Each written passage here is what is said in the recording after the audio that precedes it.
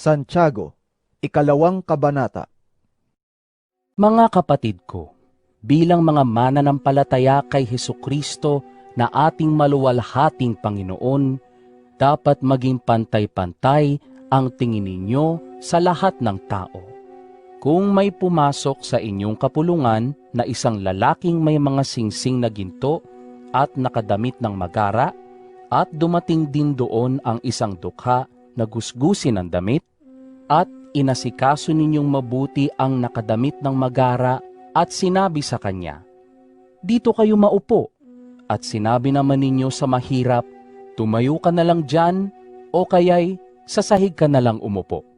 Nagtatangi na kayo at humahatol ng mali. Mga kapatid kong minamahal, makinig kayong mabuti. Hindi ba't pinili ng Diyos ang mahihirap sa mundong ito upang maging mayaman sa pananampalataya at maging kasama sa kahariang ipinangako niya sa mga umiibig sa Kanya? Ngunit hinahamak ninyo ang mahihirap. Hindi ba't ang mayayaman ang umaapi sa inyo at sila ang kumakaladkad sa inyo sa hukuman? Hindi ba't sila rin ang lumalait sa marangal na pangalang ibinigay sa inyo ng Diyos? Mabuti ang inyong ginagawa kung tinutupad ninyo ang utos ng Diyos na ating hari. Ayon sa kasulatan, Ibigin mo ang iyong kapwa gaya ng pag-ibig mo sa iyong sarili. ngunit kung nagtatangi kayo ng tao, kayo'y nagkakasala, at batay sa kautusan, dapat kayong parusahan. Ang lumalabag sa isang utos, kahit tumutupad sa iba pa, ay lumalabag sa buong kautusan. Sapagkat ang Diyos na nagsabing, Huwag kang mangangalunya, ay siya ring nagsabing, huwag kang papatay. kung hindi ka man nangangalunya, ngunit pumapatay ka naman, nilalabag mo pa rin ang kautusan. Kaya't mag-ingat kayo sa inyong pagkilos at pananalita, sapagkat hahatulan kayo ayon sa kautusang nagpapalaya sa inyo. Walang awang hahatulan ang di marunong maawa, ngunit mangingibabaw ang awa sa paghatol.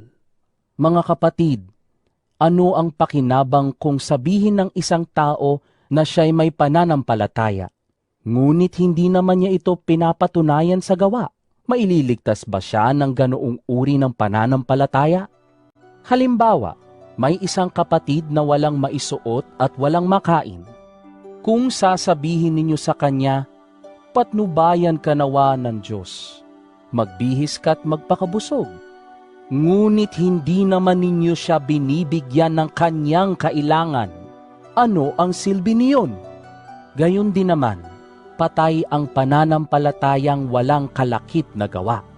Ngunit may nagsasabi, "May pananampalataya ka at may gawa naman ako."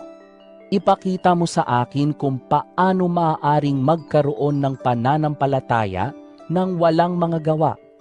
At ipapakita ko naman sa iyo ang aking pananampalataya sa pamamagitan ng aking mga gawa. Sumasampalataya ka na ang Diyos ay iisa, di ba? Mabuti naman. Ang mga demonyo man ay sumasampalataya rin at nanginginig pa. Isa kang hangal. Nais mo pa bang patunayan ko sa iyo na walang kabuluhan ang pananampalatayang walang kasamang gawa? Hindi ba't ang ating amang si Abraham ay itinuring ng Diyos na matuwid dahil sa kanyang mga gawa nang ihandog niya sa dambana ang anak niyang si Isaac? Dito ay makikita mong magkalakip ang kanyang pananampalataya at mga gawa, at naging ganap ang kanyang pananampalataya dahil sa kanyang mga gawa. Natupad ang sinasabi ng kasulatan.